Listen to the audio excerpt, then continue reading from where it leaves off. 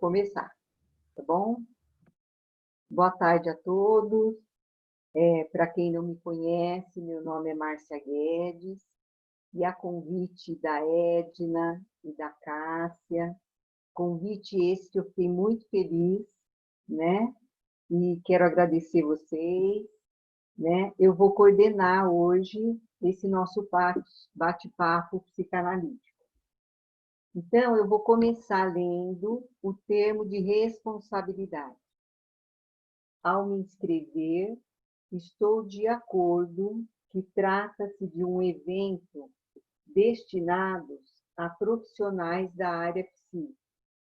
Portanto, o link de acesso é pessoal e intransferível e não pode ser compartilhado.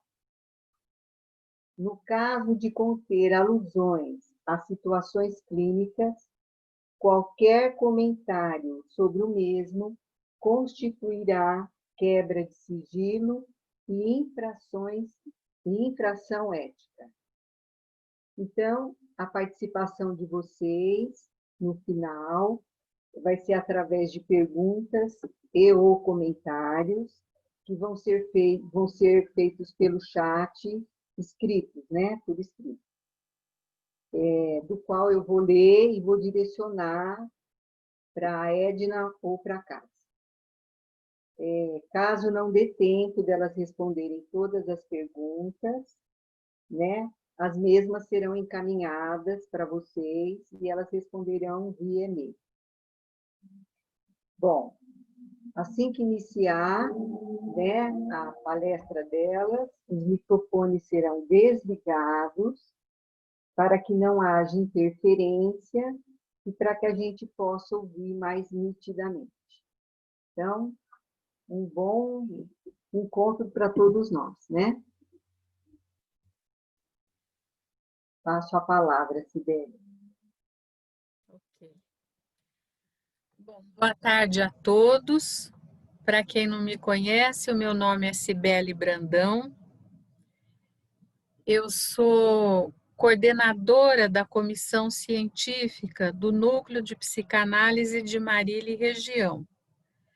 Essa coordenação eu exerço junto com a Edna Cardoso, que é uma das palestrantes aqui hoje, e a Carla Crepaldi, que está aqui conosco também. E hoje eu estou aqui também representando a Silvana Amaral, que é presidente do núcleo e que ela não pôde estar presente. A minha função principalmente será de apresentar para vocês a Cássia, a Edna, explicar sobre o que elas vão falar. Agora, eu gostaria de, antes disso, falar alguma coisa sobre esse projeto que nós idealizamos, né, que se chama Princípios Básicos da Psicoterapia Psicanalítica. Nós estamos hoje no 3º encontro, teremos mais um em novembro. E esse projeto, ele foi idealizado num sentido assim, de nós conseguirmos criar um espaço para poder conversarmos livremente sobre as questões que nos afligem na clínica, né? Questões que são dúvidas, são insights, são renovações, seja lá o que for, mas de ter um espaço aqui entre os colegas que a gente possa ouvir algum de nós que possa fazer a preparação de um tema e a gente poder aproveitar e colocar as indagações no fundo. É um espaço de reflexão. E que para nós ficou uma ideia assim que foi um acerto idealizar isso daí, porque a gente tem tido a participação muito ativa de vários colegas, né? E acho que tem sido assim bastante útil. Depois a gente vai ver o ano que vem como é que vai prosseguir, né, nessas coisas interessantes que a gente pode aproveitar o espaço e entre nós poder pensar bastante e conversar. Bem, Vou falar primeiro da Cássia Teixeira Assef. A Cássia, ela é formada pela Universidade do Rio de Janeiro, formada como psicóloga. Ela é membro agregado do Núcleo de Psicanálise de Marília e Região. Dentro do núcleo, ela é docente e também coordenadora da Comissão Cultural. Ela é membro filiado do Instituto Durval Marcondes, da Sociedade Brasileira de Psicanálise de São Paulo. O tema que ela vai discorrer é setting, tempo e as mudanças do setting na pandemia. Que esse tema, a questão da pandemia, trouxe uma infinidade de coisas para a gente precisar pensar, falar, ver como é que os colegas estão fazendo, né? Bem, a outra convidada nossa é a Edna Carlos de Souza Cardoso. A Edna, ela é membro filiado da Sociedade Brasileira de Psicanálise de São Paulo. Ela é membro do Núcleo de Psicanálise de Marília e Região. Ela faz parte da comissão científica, ela é docente do núcleo, psicanalista de adulto, família e casal. E a Edna é também coautora do livro Caminhos Cruzados, Sonhos Compartilhados, que conta histórias sobre a fundação e a evolução do nosso núcleo aqui de Marília e Região. O tema também é praticamente o mesmo que a Cássia vai discorrer, né? As modificações no setting com a pandemia. Então, eu, como a Márcia, desejo para todos nós um encontro que possa ser bem útil e que fica uma abertura aí para podermos conversar. Agradeço imensamente a participação de todos, em especial eu agradeço as nossas colegas terem aceito o convite. Então vamos lá. Boa tarde a todos. Em primeiro lugar, eu gostaria de agradecer o convite que foi feito para eu estar hoje aqui. E contar assim que esse evento ele tinha sido proposto para acontecer o ano inteiro, né, Sibeli? Eram 8 encontros, mas que com a pandemia o formato foi modificado. Então ele começou esse semestre e aí a gente se juntou em duplas para que o projeto pudesse acontecer, mas em vez de 8 encontros fizemos 4 com 4 duplas, né? Quando a Cibele propôs, né, ela me fez o convite, né, e eu falei, mas do que vamos falar, o que seria interessante? E ela falou assim, sabe quando você está começando, o que você gostaria de perguntar, sobre o que você gostaria de ouvir falar, né? E aí pensamos nesse tema, setting, como sendo um princípio básico da clínica psicanalítica. Bom, e esse ano, né, como a pandemia nos surpreendeu, e nós tivemos que mudar o nosso jeito de trabalhar. De um dia para o outro, a gente que trabalhava presencialmente teve que mudar, começar a trabalhar online, né? Isso foi uma mudança repentina, sem precedentes, né? Algumas pessoas já faziam alguns atendimentos online, mas eram mais esporádicos, né? Então, todos nós, de alguma forma, estamos começando, porque faz muito pouco tempo que a gente está trabalhando dessa forma, né? Então, somos todos iniciantes, começando com esse jeito de trabalhar, né? E mesmo que não fosse pela pandemia, eu penso que em se tratando de psicanálise, esses princípios básicos, eles são temas aos quais a gente tem sempre que voltar, a gente tem sempre que revisitar, né? Bom, Acho que a gente não está assim, em algum momento você fala, ah, isso eu já sei, não preciso pensar porque já é automático. Não, de vez em quando é bom dar uma olhada. Então a gente fala, ah, tem gente que está começando, tem gente que já caminhou mais um pouco, mas são temas básicos, né? São princípios básicos que vale a pena olhar de vez em quando. Quando um paciente chega, ele te traz um sofrimento, que pode ser de qualquer ordem, né? Pode ser que ele já tenha alguma ideia sobre o que faz ele sofrer, e pode ser que não. Às vezes, ele não tem ideia de como funciona uma terapia. Então, a primeira coisa que a gente faz, que a gente se propõe, é fazer uma entrevista inicial.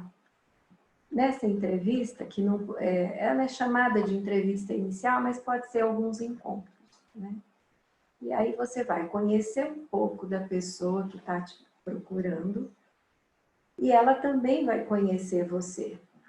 Você vai ver que expectativas essa pessoa tem a respeito do processo que ela está procurando, né?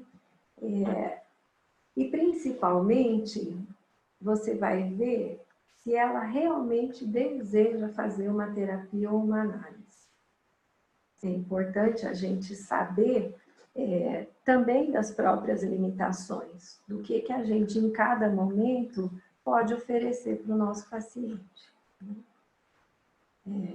Nessas conversas, a gente também expõe,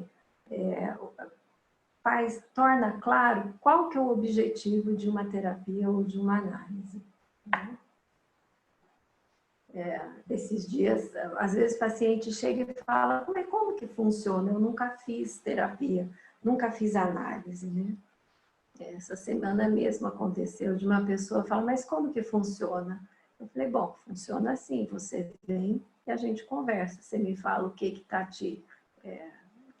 te incomodando, o que está te fazendo sofrer, e nós vamos conversar a respeito. Com isso, a gente vai contando para o paciente qual que é a regra básica, a regra fundamental da psicanálise. Né? A regra fundamental é a regra da associação livre. Lá, quando Freud propôs, escreveu aqueles textos, ele dizia para o paciente que o paciente ia se deitar no divã, ele ia sentar na poltrona dele que ficava atrás, e que era para o paciente que viesse à mente dele sem exceção, mesmo que fosse um assunto incômodo e tal. E, em seguida, você vai combinar com o paciente o contrato. O contrato não é um contrato formal, mas é uma combinação de como é que vocês vão, o que vocês vão combinar para que o processo terapêutico, o processo analítico se dê, né? Você vai combinar os horários, os dias da semana, os honorários, os quais o paciente tem que se responsabilizar, mesmo que ele não use, férias e essas combinações para o processo começar a se estabelecer. Bom, mas e o 7, né? O que é o 7? Antes disso, eu me lembrei, quando eu estava organizando o que eu tinha para falar para vocês, eu me lembrei de quando eu tinha começado a trabalhar. Eu comecei eu trabalhava num hospital geral, e eu andava nas enfermarias, e as enfermeiras falaram, vai conversar com o fulano do leito tal, que ele está precisando de terapia, está precisando de passar pela psicóloga, né? É assim que as pessoas falam. E eu fui atender um senhor que ele estava internado já há muito tempo e não respondia ao tratamento que estava sendo colocado, né? Era um caso de exigia antibiótico terapia e já tinha mudado a medicação e nada desse senhor melhorar. Fui eu lá, todos entusiasmados, né? Porque eu achava que estava lá interessada em saber como é que as questões psíquicas elas interferiam, determinavam no adoecimento físico, né? Então fui eu lá e comecei a conversar com esse senhor, e todo dia eu descia na enfermaria para conversar com ele, e ele foi me contando da vida dele, contando a história da doença e tal, e eu estava animadíssima, que eu falei, nossa, né, psicanálise tudo a ver com tudo isso, estava lá feliz da vida, né, me achando.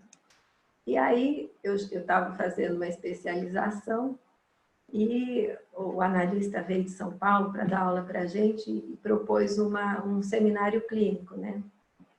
Eu me ofereci, catei todas as minhas anotações, organizei tudo e fui, contei o caso, né? E ele perguntou o que eu estava pensando, bom, enfim.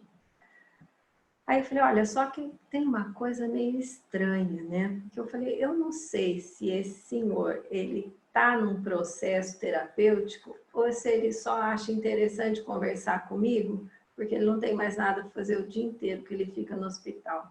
Ele era um paciente de fora e a família vinha visitar só no final de semana. Então, aí o supervisor, né, que estava coordenando o seminário, ele virou para mim e falou assim, ô Cássia, mas ele solicitou atendimento? Eu falei, não. Ele falou, mas quem solicitou? Eu falei, enfermeira. Ele falou, então. Aí, a questão da entrevista inicial. O paciente tem que querer fazer terapia, tem que querer fazer análise, porque senão está acontecendo alguma outra coisa, né? E aí, nesse momento, eu acabei, juntei minhas coisas e falei, bom, aprendi uma coisa interessante, né? Que é necessário você saber quanto o paciente está mobilizado para um processo como esse que a gente oferece, né? Bom, mas o que é o setting, né? O setting ele foi traduzido para o português como enquadre. O setting é a soma de todos os procedimentos que organizam, normatizam e possibilitam o processo psicanalítico.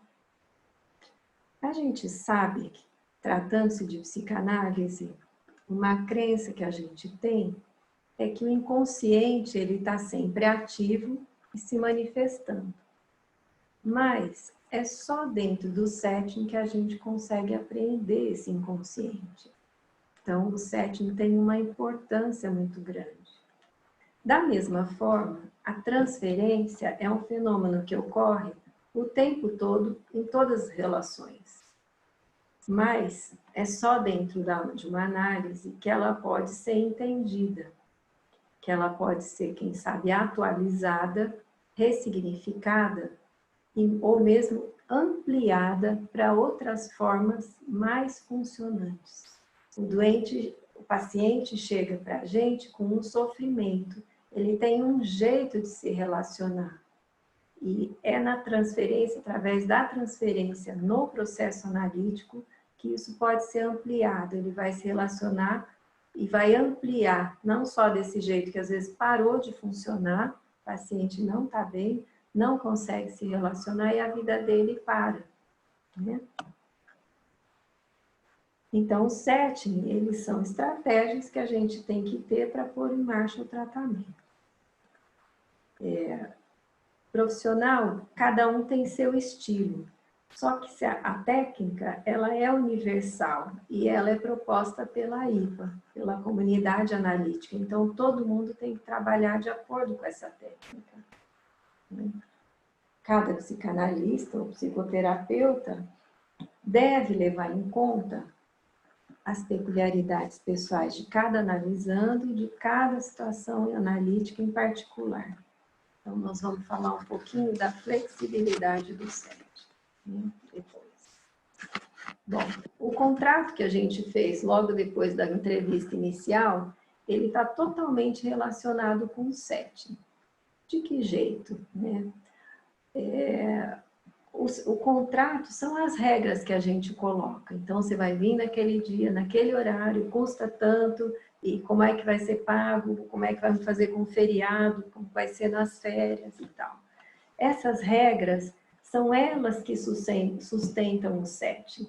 Então, os alicerces básicos do setting são essas regras que o Freud propôs lá no começo do século passado.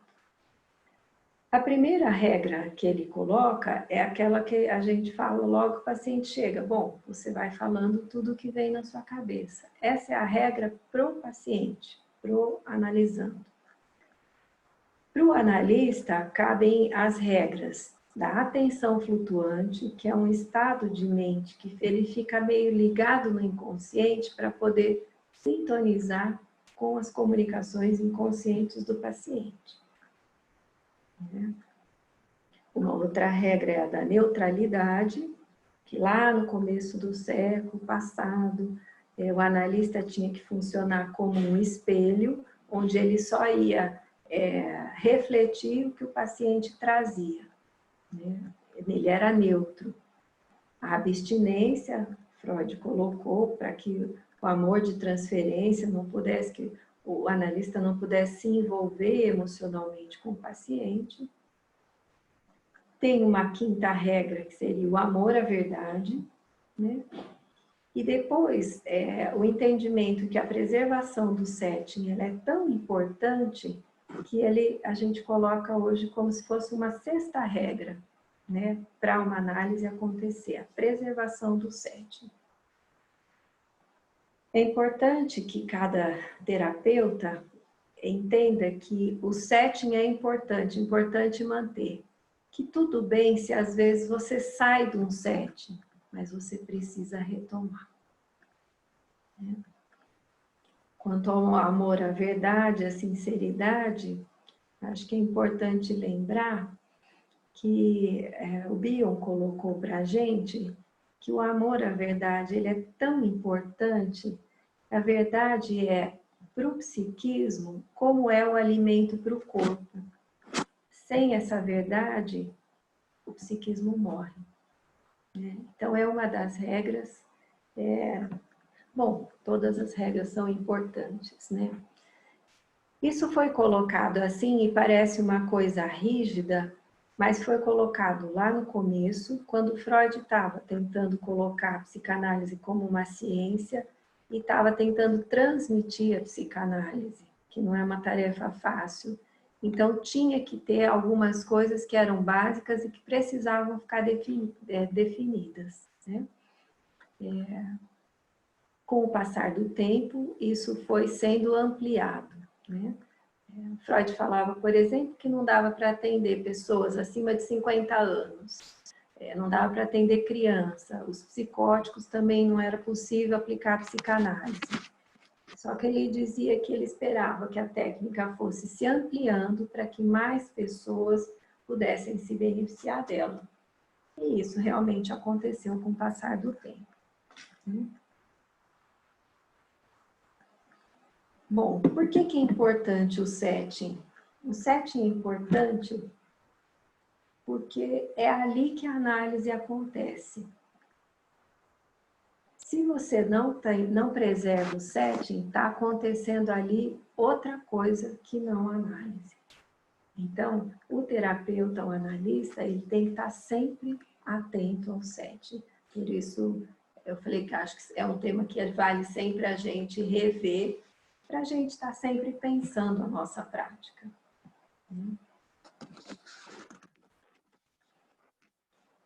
Para que serve o setting? Já falei lá que serve para normatizar, para regulamentar. Mas, assim, a função do setting é colocar o paciente em contato com a realidade externa. É estabelecer junto do paciente o princípio da realidade sobre o princípio do prazer. Promover a delimitação entre eu e o outro, que às vezes vem borrado pelo funcionamento do paciente, que pode estar infantil ou pode ser a parte psicótica da personalidade. Ele também serve, então, para que o paciente obtenha capacidades de diferenciação, separação e individuação. Ele ajuda, então, o paciente a ser um indivíduo, né? Uma pessoa única, que tem brilho próprio, que é um ser humano como todos os outros, mas que é diferente, né? E ele poder se apropriar disso e poder viver com isso bem, né? O setting serve, então, para desfazer. Eu estou falando tudo isso, acho que é meio chato porque fica teórico, né? Mas eu acho que depois a gente vai poder conversar o que é cada coisa dessa, né? Setting serve para desfazer simetria. Nós estamos ali como terapeutas e o paciente vai saber e ele precisa confiar que quem está ali com ele é alguém que não é igual a ele e que é alguém que se responsabiliza pela manutenção do setting e que é alguém que já caminhou um pouco mais do que a pessoa que te procura. Caminhou um pouco mais no sentido de já ter feito terapia, já ter feito análise, já ter estudado mais. Quer dizer, tem um caminho e é alguém que pode te ajudar a percorrer o próprio caminho.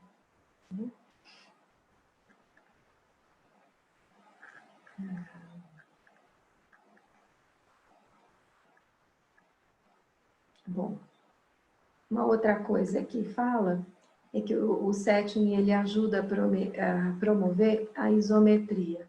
O que é isso? O analista, o terapeuta, ele ajuda, ele faz uma função materna igual, parecida com o que a mãe faria ou deveria ter feito no início da vida. A mesma forma, isometria, né? Que os cuidados, né? De uma mãe. Acho que de uma forma ou de outra, podia falar assim, que as frustrações que o setting impõe, pelo contrato, pelas combinações, podem ajudar a desenvolver a capacidade de simbolizar e de pensar. Transmitir a psicanálise não é tarefa fácil. E o Freud já dizia que a gente aprende psicanálise se submetendo à sua própria análise com alguém mais experiente. E que a gente aprende psicanálise assim muito mais do que a gente poderia aprender com qualquer leitura, com qualquer estudo. Então, eu diria assim que o setting tem todas essas regras, tal, que a gente está falando, mas com a própria análise, a gente vai fazendo um setting interno, e que é importante, porque o paciente ele vai acreditar nessa verdade, nesse amor à verdade, se ele está com alguém que faz assim, que se relaciona com tudo isso que a gente está falando verdadeiramente. Porque você não pode ser um analista que não acredita em análise. Né? Todas essas coisas têm que ser verdades que a gente vive na própria vida. A gente fala de algo que é encarnado. Né?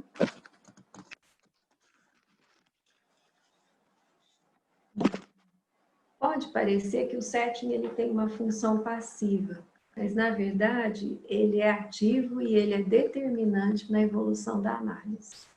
Ele serve como um cenário para a reprodução de velhas e novas experiências emocionais. Né? O paciente viveu lá de algumas experiências desde o começo da vida que trouxeram ele com sofrimentos que ele traz até aqui. O setting vai proporcionar que ele viva experiências diferentes, podendo ampliar o repertório de como lidar com a vida, de como lidar com as frustrações. O setting, ele precisa ser firme e coerente. Ele não frustra por frustrar.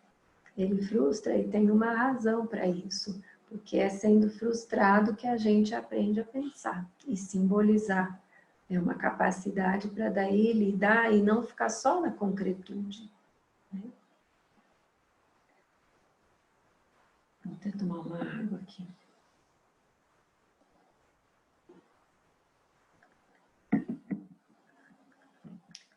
Bom, dito tudo isso, a gente podia perguntar, bom, se a gente fizer tudo isso, todas essas regras e tal, é certeza que a análise vai acontecer? Não, não é certeza. O que o setting garante ele proporciona condições para a análise acontecer. O analista, ele oferece, né, um ambiente onde a análise pode se desenvolver, mas ele dá o ponto de partida. O que vai acontecer depois também vai ser criado junto com o analisando, né, com o paciente.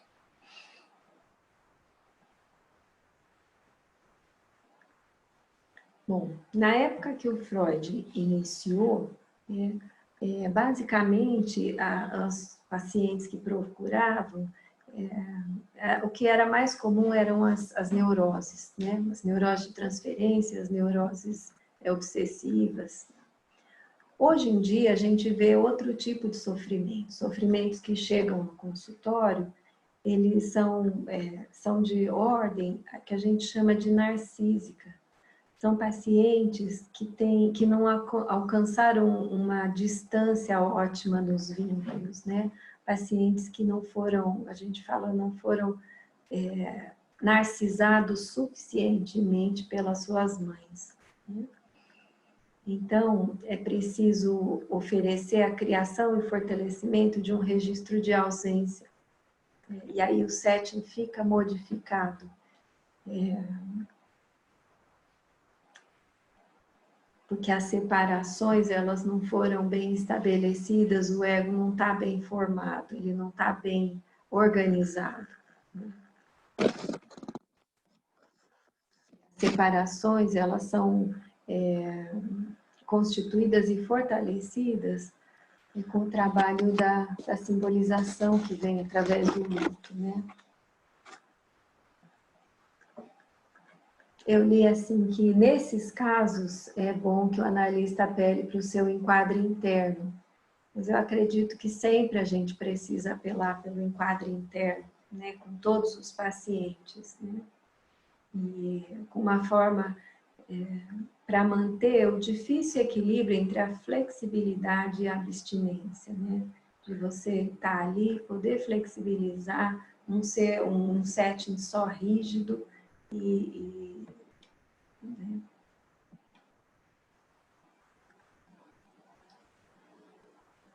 Bom, quando aqueles cuidados lá no início não existiram ou forem insuficientes, ali a interpretação, né, que a gente aprende tanto e fica tão querendo fazer, ela não é o mais importante. O mais importante é o setting, que vai às vezes funcionar como uma incubadora, como um útero que vai acabar de gestar esse ego para que ele possa nascer, né? Então, a apresentação da realidade que a gente colocou lá como uma função, ela vai precisar ser mais cuidadosa. É como se esse ego ainda não tivesse condições de enfrentar essa realidade.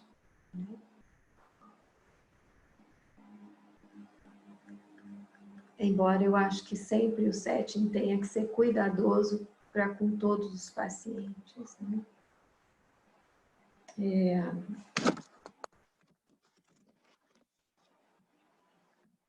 Acho que falando que o setting precisa ser flexível, ele precisa ser coerente, né? A gente vê que a confiabilidade e a regularidade proporcionada pelo setting, quer dizer, o paciente vai ser sempre atendido na mesma sala, no mesmo horário, e a firmeza da técnica psicanalítica, elas proporcionam uma oportunidade para que a estrutura e a ordem, ou a nova ordem, comecem a se desenvolver na mente do paciente. A arte do psicanalista consiste em conseguir manter o setting no que ele tem de essencial, ou seja, proporcionar que a análise aconteça, sem cair no extremo de um dogmatismo, né, ou de uma rigidez, e proporcionar criatividade para que o paciente possa ser ele, não se adaptar. Acho que é isso, né? Talvez tenha alguma coisa, mas acho que depois a gente pode ir conversando. Passo para a Edna a palavra.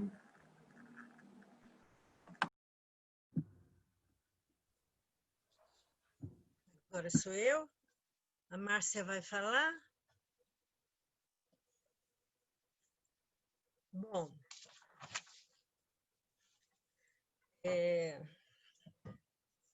tudo isso que a Cássia falou, né, tem que ser mantido. Não importa a maneira que você vai atender o paciente. Pode ser presencial, pode ser virtual. Obviamente, né, que na maneira virtual, às vezes até abre mais, às vezes até complica mais, né? Mas a gente não pode perder de vista todos esses parâmetros, toda essa organização, né? Para que uma análise aconteça, né? Bion diz, a resposta é a desgraça da pergunta, né? Nós estamos perguntando sobre o atendimento na pandemia. Então, suportar os estados de incertezas, né? Incompletude, diante da confusão, diante da superficialidade de valores que empobrecem a intuição, né?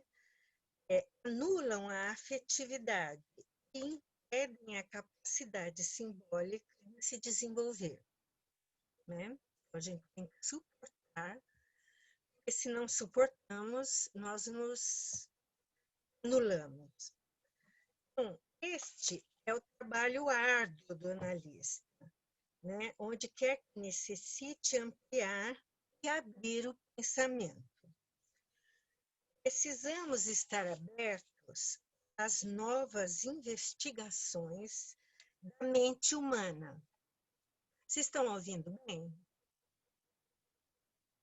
Um pouquinho Tem que falar baixo, mais. Edna. Então, eu estou preocupada com isso. E agora, melhorou? Melhorou. Tá. Eu acho que eu ponho o caderno de um jeito aqui que atrapalha.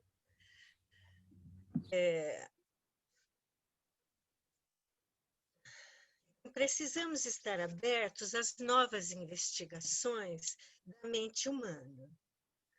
Não só descrevendo fenomenologicamente, mas sempre através da compreensão psicanalítica.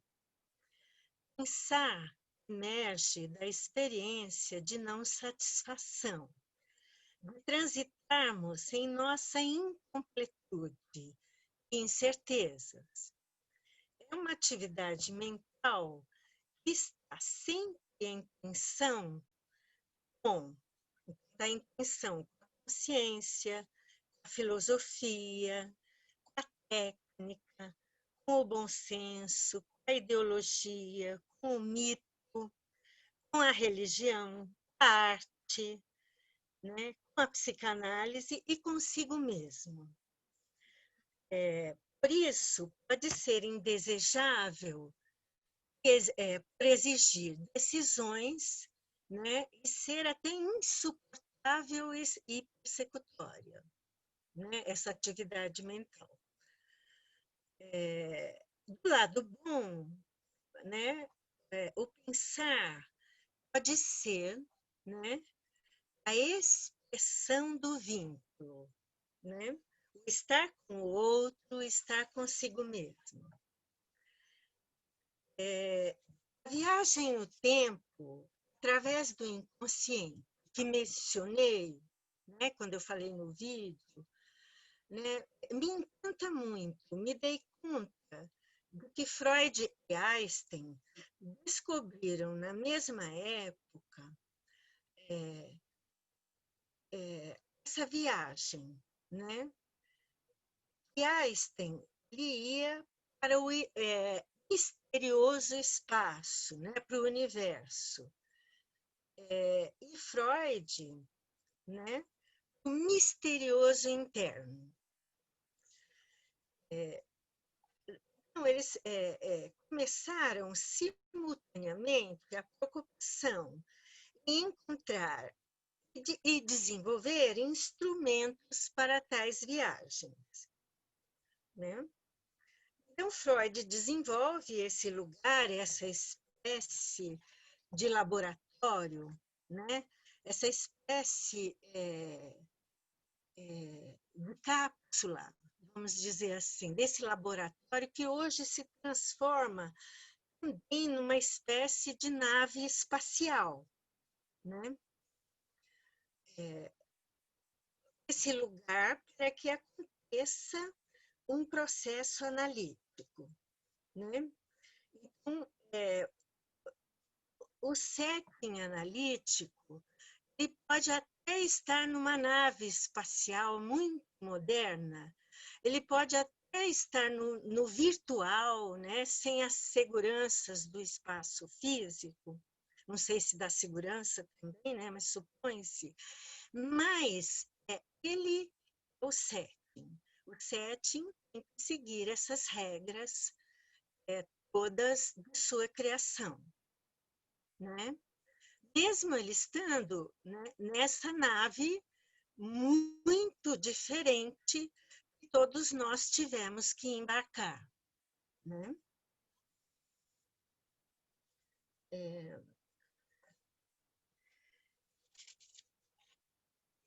Como ficou essa viagem online, né? Onde podemos estar, né? Uma viagem onde podemos estar em vários lugares, dentro das casas dos pacientes, né? Como é que fica, então, essa viagem ao interior? Primeiro, nós tememos, né? Ela fica possível? Ela fica abortada, né? Ela deixou de ser prioridade?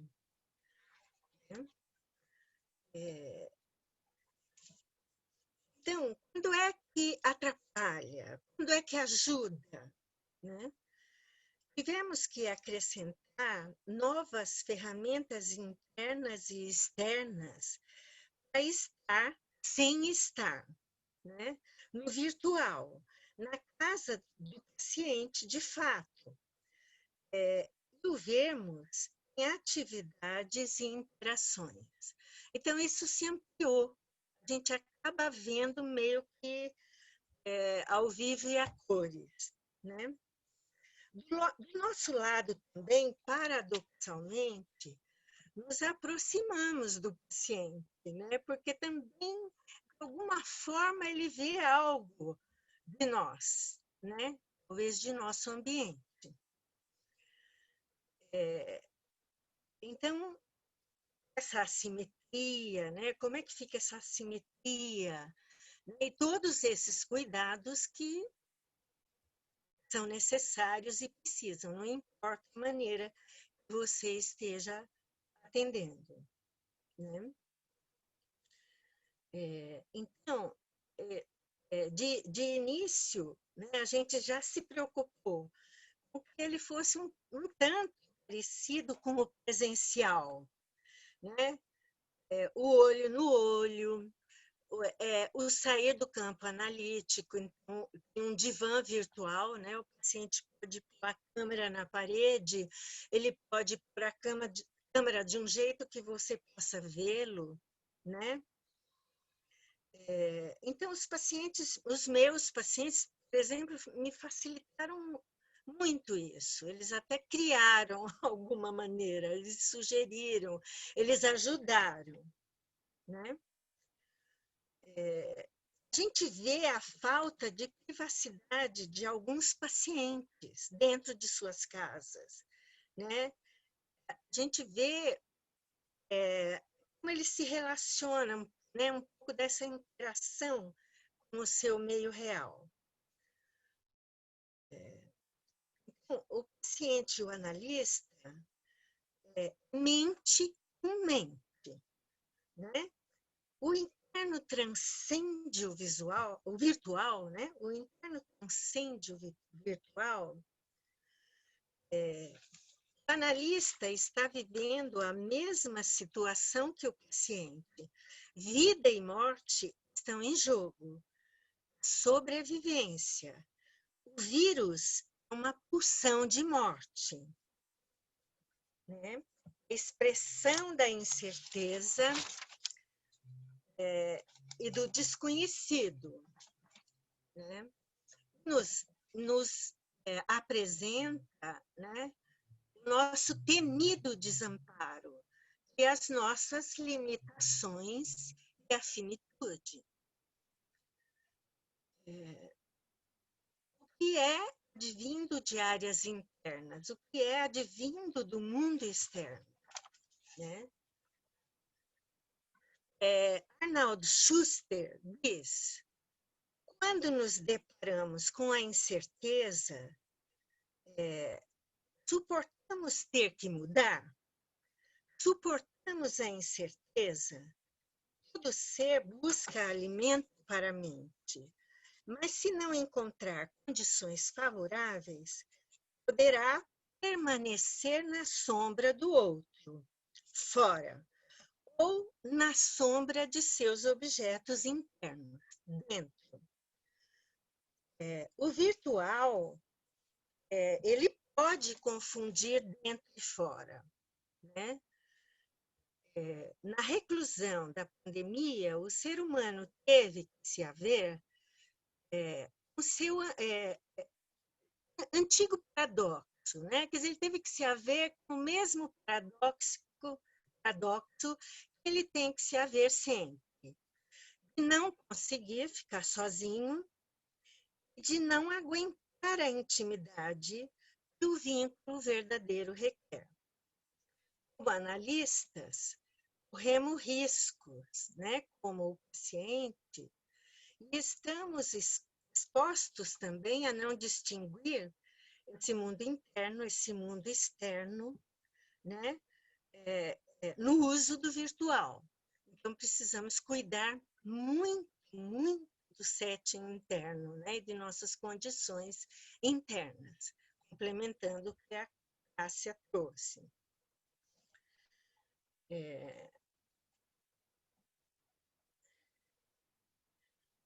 Incerteza, né? Meu primeiro analista dizia assim: o ser humano, ele não suporta a angústia de não saber. Por isso, ele se apega a qualquer coisa, né? Então, com isso, ele se apega até, ele cinge, né? Ele fica com verdades absolutas, ou ele se apega a um dogma, a uma religião, ele pode se apegar a qualquer coisa para sair da incerteza. Na relação com a verdade, a dificuldade que temos de buscá-la, né, sendo muitas vezes que quem a procura é atacado, né, até pela parte psicótica da personalidade, tanto em grupo como individualmente. Pensar não é só ter pensamentos ou raciocinar ou calcular.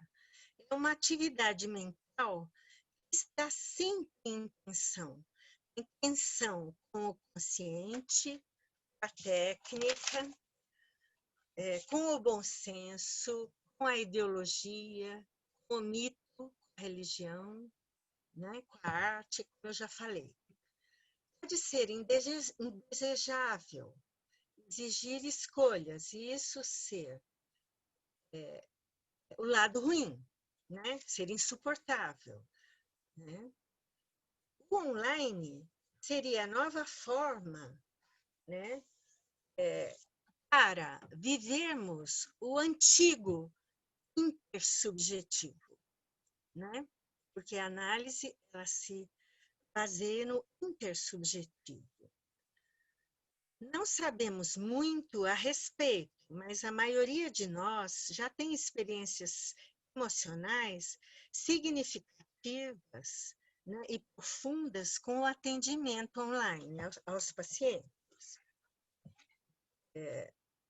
O foco analítico, como sempre, receber toda a carga de transferência, contra-transferência, né, quer dizer, toda a carga de transferência, significar, né, e ver o que vai devolver. O que faz propiciar desenvolvimento, senão o processo analítico, com seu setting estabelecido. O vínculo mãe-bebê, ele é posto, né? O que o indivíduo vai ser, o precioso objeto interno pensante é a relação mãe-bebê, né? E que fará parte das identificações daquela mente. O atendimento, né, virtual também não pode fugir a isso, né? Como a própria Cássia falou, nos possibilitou também experiências emocionais muito profundas e transformadoras, né?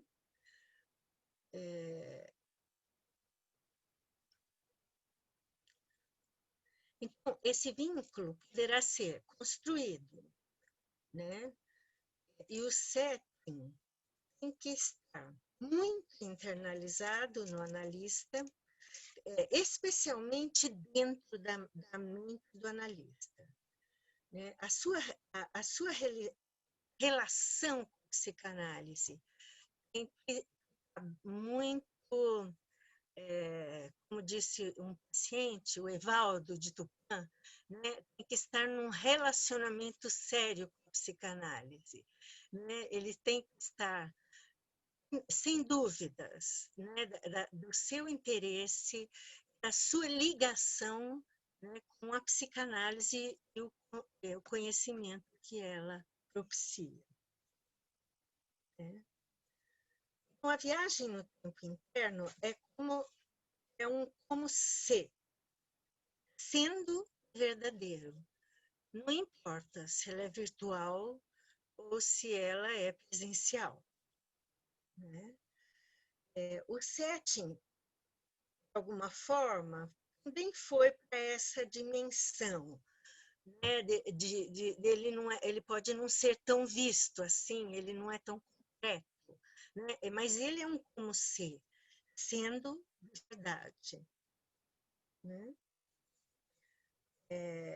O impacto da experiência emocional, transferência e contra-transferência, as resistências e também as transformações são vividas. Então, o nosso preparo sempre aquele né, a nossa análise pessoal, a teoria, a prática, né, as supervisões, né, que vão nos sedimentar essa condição interna, né, esse setting interno. Deixa eu ver.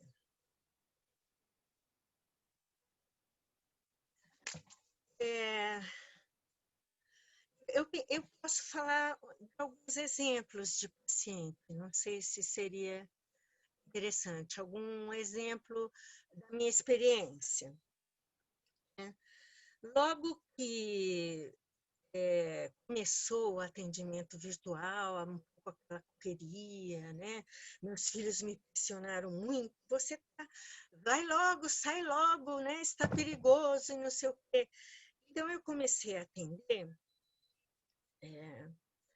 e eu já tinha alguma experiência anterior.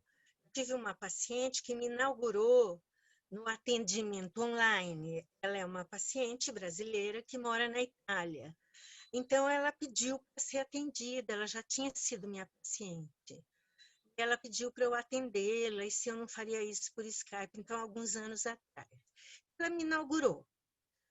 E depois eu atendo também um outro paciente, que também mora na Itália, mas ele é o inverso, ele é um italiano que viveu no Brasil, né? Então, agora ele voltou para a Itália. Então, também... E aí eu atendo pessoas da Amazônia, né? E tenho uma paciente de Americana, né? Então, eu tinha essa experiência.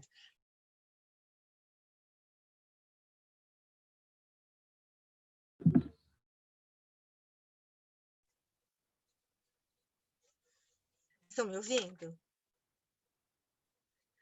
Então, mas esse paciente, eu tinha acabado de vir para o virtual. Então, a angústia, o medo, meu Deus, o que vai acontecer com o consultório? Né?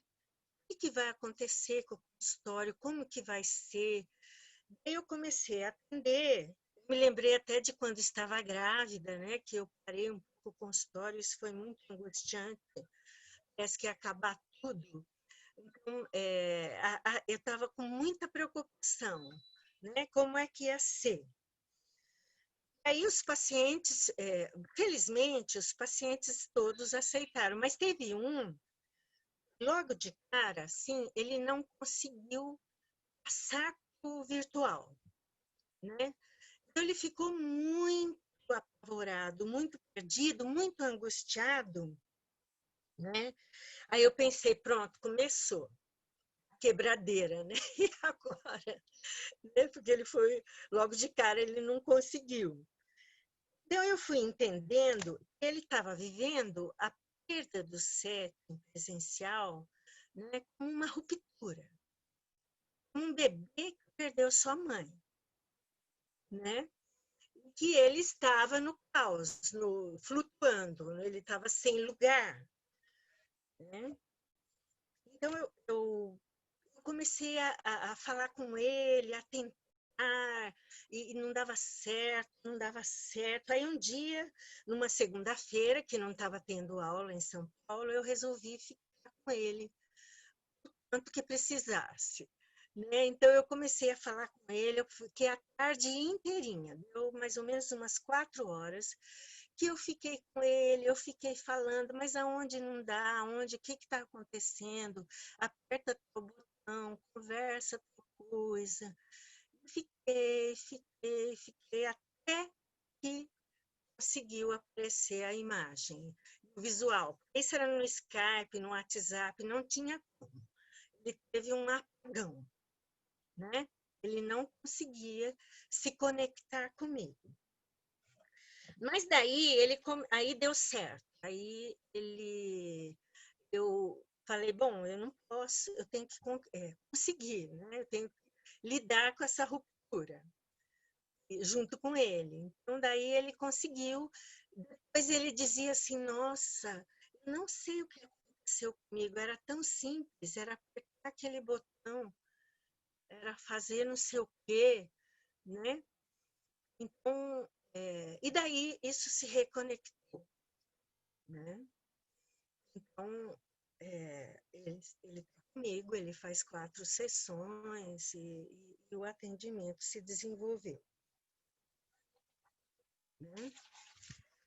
Olha, eu acho que é isso. A gente não sabe muita coisa, mas a gente já tem a experiência emocional com muita coisa, né? A gente sente já alguma coisa que nos encoraja e que nos dá essa continuidade, né? Esse processo virtual. Provavelmente o mundo vai mudar muito, a gente não sabe, né, como vai ser isso, mas ele está acontecendo e de alguma forma possível. Obrigada. Olha, agradecer muito o convite, viu? Para o Núcleo, para a Cibele, para a Cássia, não sei como é que vocês resolveram me convidar, mas eu agradeço muito. Muito obrigada, espero que tenha servido alguma coisa.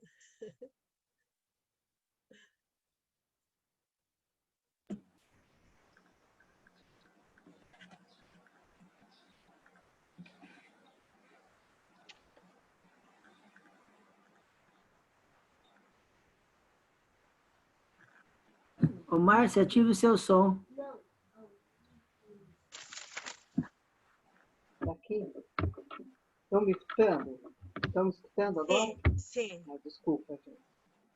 Olha, queria falar que eu gostei muito, né, da apresentação da Cássia e da Edna. Eu acho que trouxe uma experiência muito viva, né, de vocês enquanto analistas. Enfim, e a gente também remete ao nosso próprio atendimento, né? E eu poderia fazer uma perguntinha para você, né? A Cássia, né, falou do, do setting, né? E também falou da questão. Peraí, deixa eu ver que eu anotei aqui.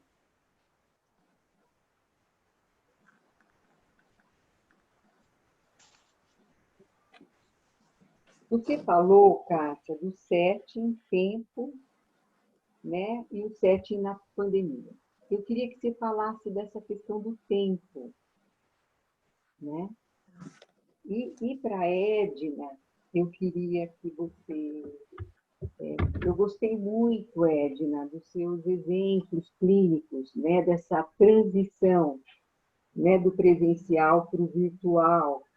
E realmente essa ideia do que a gente pode fazer dessa leitura, né? Como que cada paciente reage, age diante dessas mudanças, e o quanto isso tem a ver, né, com a vida psíquica desse paciente, né, com o amadurecimento psíquico. Eu queria que você falasse um pouquinho mais sobre isso.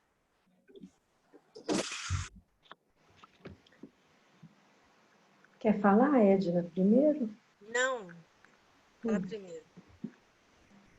Bom, quando eu pensei, antes disso queria falar uma coisa, a Edna falou da importância também da gente estar em análise, da gente fazer grupo, fazer supervisão, estudar e tal.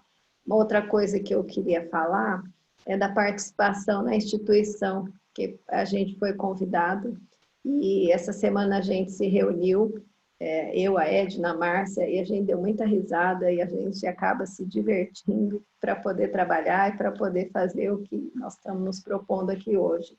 É um pouco tenso, né? A gente está sempre por aí, mas é tenso falar de uma responsabilidade grande, mas enfim, a gente toma coragem e vem, né, Edna? Verdade. Fomos até para a televisão essa semana, né? Bom, com relação ao tempo, né,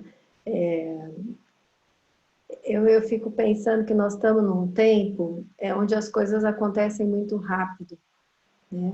E é um tempo onde a informação é muito rápida. Só que quanto tempo a mente leva para dar conta de tudo que se passa? Quanto tempo a gente demora para dar conta de tudo isso que a gente estuda, né? Quanto tempo demora para a gente, essa formação que a gente se propõe, quando que a gente vira analista? A gente fala em vir a ser analista porque a gente está o tempo todo, né? Então, os pacientes, às vezes, eles chegam e eles querem uma resposta rápida, eles querem que aquele sofrimento pare, né? A apreensão do tempo, ela é uma característica, ela é um sinal de desenvolvimento mental, né? Interessante, porque às vezes o paciente marca com você, ele fala assim, bom, eu vou estar lá em tal lugar e eu atravesso a cidade, eu saio às 6 e às 6 eu estou aqui. O tempo fica perdido, porque tem um tempo de deslocamento que não é considerado. Então, consideração pelo tempo é alguma coisa muito importante, né? Bom, eu me lembrei do caso que eu usei para escrever o meu primeiro relatório, e era uma moça que ela tinha 30 e poucos anos e ela contava do relacionamento que ela tinha com o pai, que ela sentava no colo do pai e que ela vivia enrabixada com o pai. Eu pensava, uma moça de 30 e poucos anos sentada no colo do pai, tem alguma questão assim, desse tempo não estar atualizado, que é uma coisa que a pessoa te conta, né? Quando ela está lá falando coisas que para ela não tinha nenhuma, era super normal, né? Então, acho que essa consideração pelo tempo. Bom, em certa época do atendimento, essa moça se desesperou, se desestruturou de uma forma, e ela vinha para a sessão e ela só falava que o filho chorava, chorava, chorava, esse filho não parava de chorar, e era só isso que ela falava. E eu fui ficando angustiada, porque eu falei, o que eu vou fazer com isso? Porque, né? Bom, e aí eu me dei conta de que se a gente está cheio de angústia, não cabe a angústia do paciente. Quando eu pude, com o tempo, me dar conta disso, e ainda bem que os pacientes são pacientes com a gente, isso foi se modificando, porque daí a angústia dela coube e a gente pôde, então, seguir conversando e isso foi passando. Eu estou dizendo isso porque eu acho que essa consideração, mesmo os pacientes querem algo rápido, quanto às vezes a gente está começando, fala, quando que eu vou parar a minha análise? Ou quando vou parar de investir tanto nisso?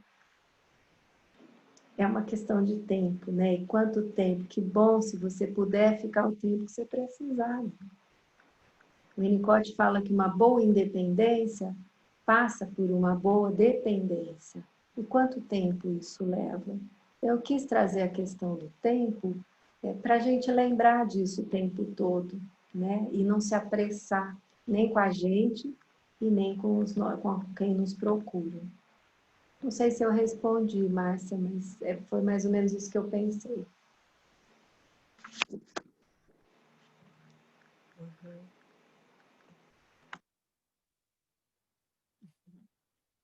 Márcia, eu estava pensando nos pacientes, né? Eu posso falar um pouco mais desses pacientes, mas eu lembrei de uma paciente border.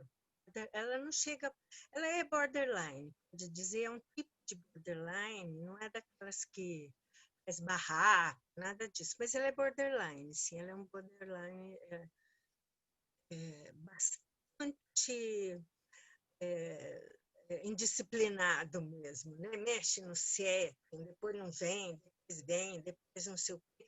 Então, eu pensei assim, acho que com ela eu tenho o setting vai ser uma bolha, né? Eu vou andando junto com ela. Eu vou, onde ela vai, eu vou, né? Mas eu sinto que apesar de tudo isso, apesar de não ser paciente de enquadre, vamos dizer assim, né, ela me respeita. Eu acho que a assimetria segura a onda, entende?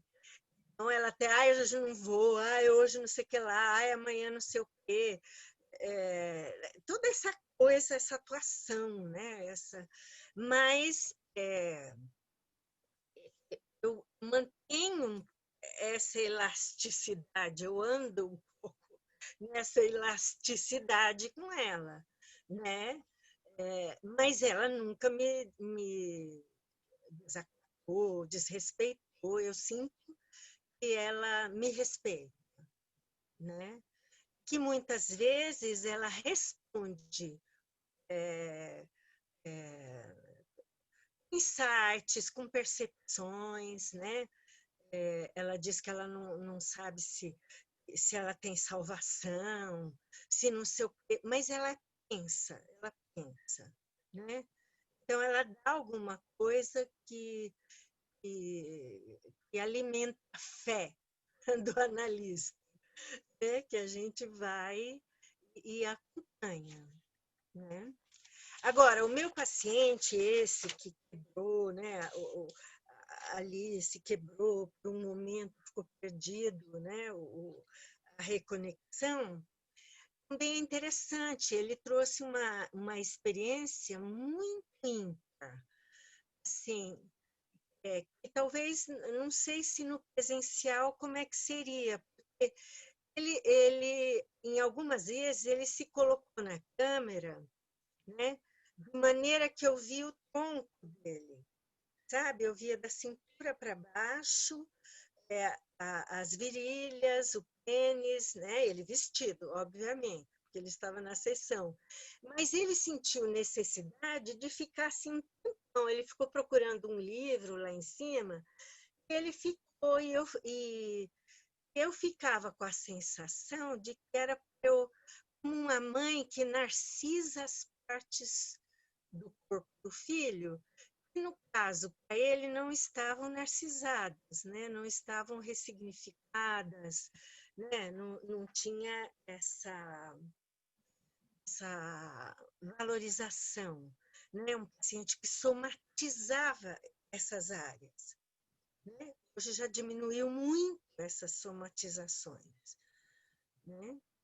Então, foi uma experiência muito curiosa. Ficou uns 10 minutos, assim, eu olhando, né? Ele pegando, ele falando alguma coisa, mas ele deixou na câmera aquela parte do corpo, né? Então, a gente sabe que amplia alguma coisa, como tudo tem coisa boa e coisa ruim, né? Eu acho que toda tecnologia que o ser humano inventou pode ser boa ou ruim, né? Começar da faca, quando começaram a aprender a cortar os animais para se alimentar e tal. Então, toda criação, né? Toda invenção, ela pode ser, depende do uso, né? Depende do uso que se faz. Então, eu tenho uma paciente também que eu acho que ela se desenvolveu muito.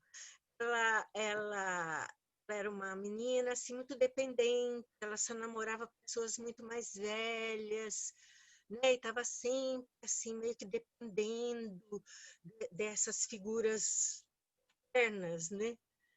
Aí ela conseguiu sair disso, hoje ela namora, ela trabalha, ela está independente, ela é pensante, né? Ela tem vários entendimentos sobre si. E a minha paciente borderline, ela também, ela tem muitos entendimentos sobre ela, né? Ela fala que não sabe se vai ter força para sair, mas ela sabe o que acontece com ela, né? Ela fala, eu destruo. Né? E é verdade, ela destrói muito, mas ela destrói. Né? Então, tem uma outra experiência também que é muito, que é lá do meio da Amazônia, né? Um pessoal de Marília, tal, que até se mudou lá para lá há muitos anos, e eu atendi a moça, né? A filha, eu atendi para o WhatsApp, né? Antes tinha que falar isso baixinho com algumas amigas. Agora, mas eu atendi para o WhatsApp, era interessante, porque ia conversando, ela ia respondendo, ela ia pensando, ela ia falando, eu ia falando, ia acontecendo aquele diálogo pensante e tal, e conversa. Depois, no fim, eu falava, gente, eu ficava fazendo assim no telefone, né, para passar os dias e tudo que atendeu, parecia um cordão umbilical. Eu falei, eu acho que já alcança a Amazônia. O tanto que a gente conversou, eu acho que já chegou na Amazônia. Eu acho que já está lá, na floresta. Né? Então, tinha uma conexão, né? Muito diferente, muito... E tudo isso antes da pandemia, tá? Então, eu tive essas vezes. Mas como que eu ia fazer? Uma moça que precisa de análise, ela queria análise, e morava lá nos cafundó das tribos, quase perto, vizinho das tribos indígenas, né? Num lugarejo. Então, como que faz? Né? Então, a gente, assim, ousa, né? De algum modo. Aí depois, com a pandemia, né, isso ficou mais... Né, até as pessoas que falavam que jamais atenderiam, né, nossos professores até de São Paulo, que jamais atenderiam, né, online, não sei o que, estão tudo atendendo, e estão achando interessante, né, e aceitar esse novo, e também vão compor por todas essas pesquisas e entendimentos sobre isso, né? E o tempo, né? Hoje ninguém quer gastar tempo, experiência, compreensão emocional, todo mundo quer fazer terapia breve. Chega todo mundo com papo que quer fazer psicoterapia breve, né? Então, ninguém quer gastar o tempo, né? Quer tudo rápido e sem passar pela experiência emocional, obviamente, né? Porque é ela que demora até que você perceba, entenda, internalize, né? Reflita. Ué, Tá já bom.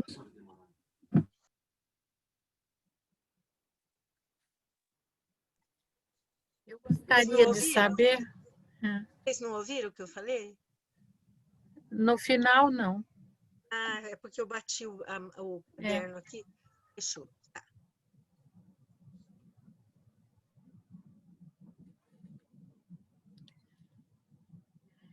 Eu gostaria de, em primeiro lugar, parabenizar as duas. E eu achei assim que vocês conseguiram trazer uma infinidade de perguntas, de coisas que a gente pode se debruçar, pensar pela intensidade da mudança que a gente acabou vivendo, né? Então, para a gente fazer assim um bate-bola rápido, eu queria perguntar para vocês duas, essa modificação que houve no setting tão grande, porque antes, quando a gente atendia presencial, era uma concretude absoluta, né? Desde aquelas questões de não ficar mudando muito a sala, de ter uma coisa discreta, não aparecer muito, porque o importante é aquele enquadre, né? E um enquadre que tira do senso comum para se reportar a uma outra dimensão, no caso, uma aproximação dos afetos inconscientes, né? Então, eu vou perguntar assim para vocês, nessa mudança tão grande de setting, o que permanece imutável para manter essa constância que o setting traz? Porque agora não é mais tanto no concreto. O que a Edna acha, o que a Cássia acha?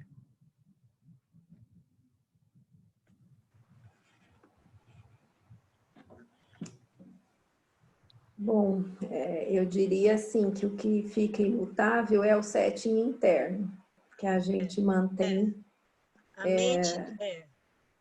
a mente do analista, Os né? Que continua. requisitos para a mente do analista, né? Porque a mente do analista tem que ser mutável, né?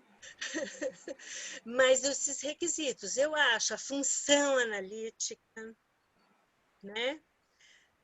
A assimetria, né? Mais próximo que você esteja, você está ali fazendo um trabalho, né? Você é responsável pelos rumos, né? Daquele entendimento, aquele trabalho. Então, eu acho que as condições internas do analista, a ligação que ele tem, a paixão que ele tem com a psicanálise, né? Isso está muito bem resolvido dentro dele. E eu acho que a saúde mental ela aparece quando a gente tem a nosso dispor alguém verdadeiramente muito interessado na gente, né? E eu acho que isso se mantém virtual ou presencialmente, que é o nosso interesse pela história que o paciente traz. Né? É o vínculo, né? Uhum. O vínculo se mantém, né? O vínculo tem que se manter. As minhas reflexões vão para esse sentido também, e eu gostaria de acrescentar. essa semana eu estava mexendo num artigo do Dr. Odilon sobre neutralidade. Sim. Um artigo de 1994, né? E eu gostei demais, naquela época não tinha pandemia, mas ele coloca assim que o que é neutralidade, né? Que a gente continua buscando, até por causa de todas as mudanças, como a Cássia falou, a gente ficou numa situação que você está todo dia começando e você tem que estudar, você tem que pensar. E ele define nesse artigo que neutralidade é a disposição do analista para conhecer o novo, todos os dias. Isso o torna neutro no sentido da não curiosidade, da não repetição, né? Mas e eu pensei nisso, até por isso também pergunto assim para vocês, como um novo jeito de encarar o setting, né? Não, em algumas coisas na atitude, né? Com tantas coisas que podem estar influenciando no nosso trabalho, até negativamente, né? Tantas coisas que apareceram, às vezes você está conversando com o paciente, de repente, já espera um pouquinho, ele vai lá na cozinha, abre a geladeira, eram coisas que a gente não vive, como é que você tem que ficar, né? Neutro, então você fica disponível para o novo, né? Mas parabéns para as duas, viu? O paciente falava bem baixinho, ninguém ouvir. Então, aí aparecia a falta de privacidade dele, né? Como ele se sentia em casa. Medo, né?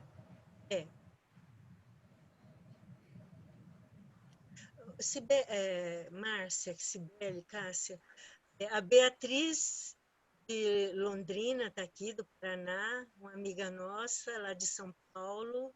Obrigada, viu, querida? Estamos com saudades. A Inês, né? A Eide, que eu não vejo há muitos anos, a Eide de Assis. Obrigada, viu, Eide? Estamos aqui. Patrícia. Né? A Patrícia. Obrigada, gente.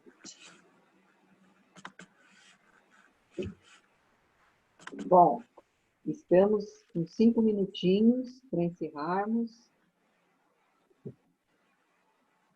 Quem que quer perguntar alguma coisa? Alguém quer? Como se diz, aproveite agora o cálice para sempre. Mas eu queria falar, Cibele, parabenizando a Edna e a Cássia. Acho que a Beatriz e a Angélica levantaram a mão.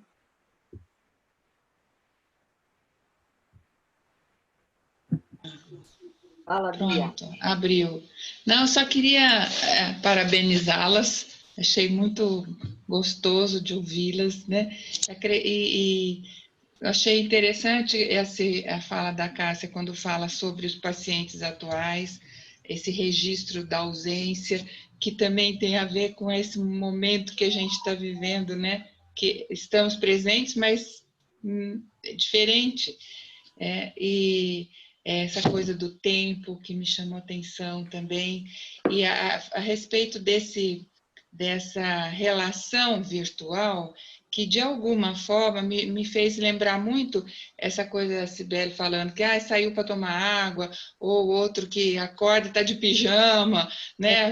Estou de pijama ainda, tá bom, né? Estou vendo aqui só, tudo certo.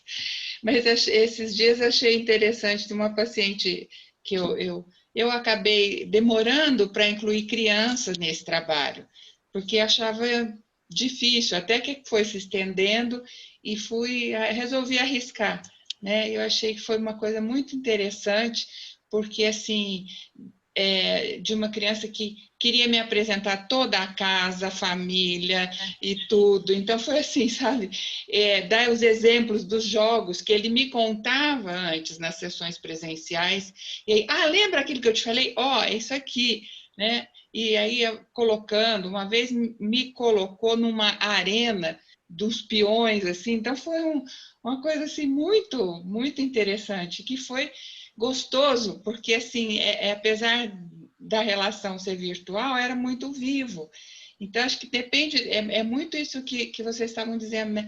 Da nossa disponibilidade, né? Da sintonia que se estabelece com esse paciente. Eu acho que isso criou, claro, uma outra possibilidade de trabalho, né? Mas que vai ampliando também a nossa capacidade, elasticidade, como disse a Edna, né? De acompanhar esse movimento.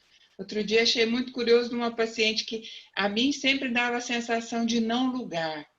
E aí, durante os encontros, eu fui percebendo o quanto isso foi se concretizando, porque um dia ela estava no quarto dela, um dia no quarto da mãe, outro dia na sala, outro dia no quintal, ela estava falando. Então, assim, acho que isso vai, de alguma forma, também enriquecendo, né, esse trabalho que a gente faz. Então, eu penso que, assim, é uma outra condição que a gente está, né, de tentar manter esse setting. Então, quando a gente fala do setting ser algo interno, acho que isso, né, deixa muito claro que é bem assim mesmo, do quanto a gente tem que estar pronto para esse encontro, né, que apesar de virtual, pode ser muito íntimo também, né? Mas obrigada pela fala de vocês, pela oportunidade, acho que foi bem gostoso, viu? E ambos a gente vive o como ser, mas que é muito de verdade, né? Sim, Tanto o sim. virtual quanto o presencial, Presencial. né? O Uhum, que se vive lá dentro é um como ser, né? Mas que uhum, muito de verdade, sim. que traz profundas modificações. Uhum. Que bom. Obrigada. Angélica. Talvez. Eu sou Angélica, eu falo aqui de Maringá, no Paraná. Queria agradecer a Que legal. oportunidade. Queria agradecer a oportunidade. Prazer. Obrigada, agradeço por ter podido ouvir vocês. E eu tenho duas questões. Edna, eu tive a impressão que você citou um trabalho do Schuster, Arnaldo. Eu queria, qual trabalho é do Arnaldo que você Olha, citou? na verdade é o livro dele, As Sete Invejas. Ah, sim, Tá? tá. É dele e de mais alguém, né? Mas ele é o Arnaldo Schuster. Tá, obrigada. E uma outra questão, eu queria escutar um pouco vocês sobre as condições mínimas do número de frequência semanal para manter o setting, para esse encontro ser íntimo, né? Ser de verdade. Eu queria escutar, considerando esse cenário novo também, mas eu queria escutar um pouco o que vocês pensam a respeito. E mais uma vez, muito obrigada, viu? Foi muito enriquecedor para mim. Eu gosto de 4 sessões, né? Nem sempre é possível, mas sempre que possível eu gosto de 4 sessões e elas funcionam muito bem online, né? Pacientes de várias idades, né? Que vêm com frequência maior, mas também tem paciente de 2 sessões, né? De menos sessões. Mas sempre eu prefiro um número maior de sessões. Às vezes o paciente fica, porque às vezes o paciente vem e não tem experiência, ele fica assustado se você propõe um número maior de sessões, porque ele fica com a ideia de que então ele está mais grave ou gravemente comprometido, né? Então, claro que se a gente trabalha com mais tempo, de novo a gente se remete à questão do tempo, ajuda muito, né? Só que nem sempre, às vezes o paciente vem e você vai ficar com ele bastante tempo até que ele comece a fazer uma análise, né? Que ele vem, ele vem para entender, para querer, até que ele possa fazer análise. E também a alta frequência, às vezes não garante que um paciente esteja em análise, né? Assim como acho difícil em uma vez na semana a gente conseguir fazer uma análise, né? Mas eu acho que cada caso, né? Eu concordo com a Edna, a gente trabalhar com mais tempo, claro que é Mas melhor. isso é construído, né? Isso é construído. Eu tinha um paciente, esse paciente aí do virtual que eu contei, né? Que essa ruptura, ele fazia uma sessão, ele ficou muito tempo comigo fazendo uma sessão. Aí depois eu pulei para 4, mas precisou todo um tempo. Ele queria, mas ele temia, né? Então também isso é construído, depende, né? O paciente que chega desesperado, ele quer 4 sessões, né? Então tem, né? E às vezes você vê, né? Esse paciente, por exemplo, eu achava que ele valia a pena ficar com ele com uma sessão, né? E a gente poderia chegar a algum lugar, né? Então eu aceitei, embora não seja a minha preferência, mas eu aceitei.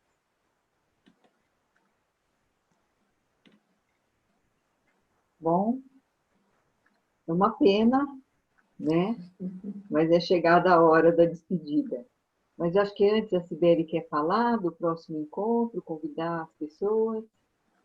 Eu quero sim, viu, Márcia? Eu Tá. quero me despedir de vocês, agradecer novamente a Cássia e a Edna.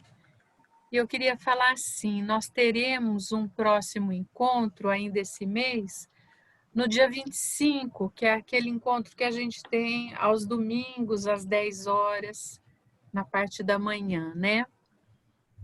E esse mês nós vamos receber uma pessoa que é de uma grande estima para todos nós, que é a Nilde Franchi, né?